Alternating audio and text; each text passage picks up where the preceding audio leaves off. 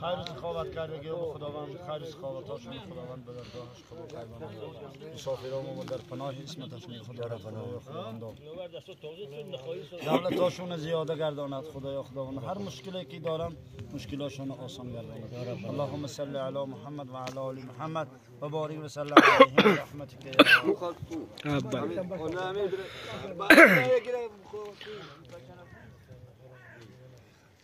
من مردم دهی خوجی امید آبادی رئیس خواجگی کمیته حاجیان دام الله معلم